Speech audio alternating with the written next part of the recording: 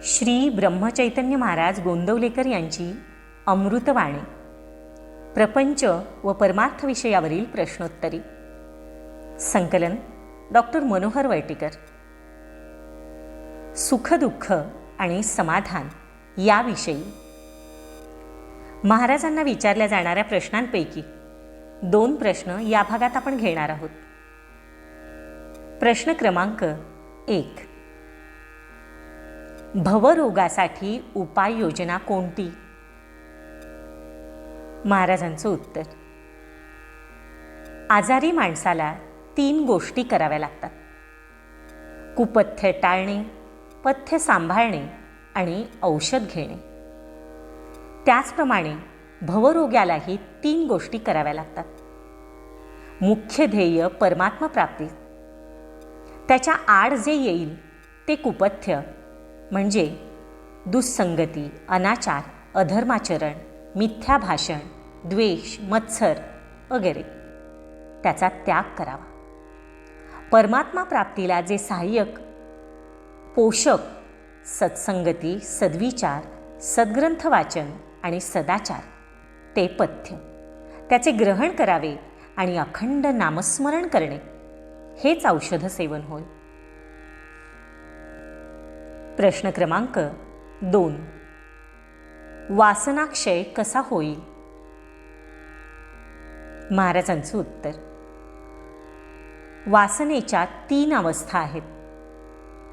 एक आस, दुसरी हव्यास आणि तिसरी ध्यास. आस म्हणजे वस्तू नुसती हवीशी वाटणे.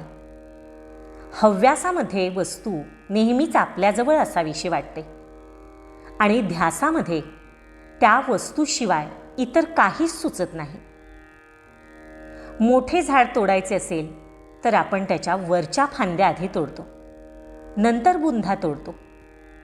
त्याचप्रमाणे वासनेचे झाड तोडण्यासाठी त्याच्या फांद्या म्हणजे आपले हवे नकोपण आधी तोडाव्यात आणि शेवटी वासना मारावी. आपल्याला जे मागायचे ते भगवंताजवळच मागावे.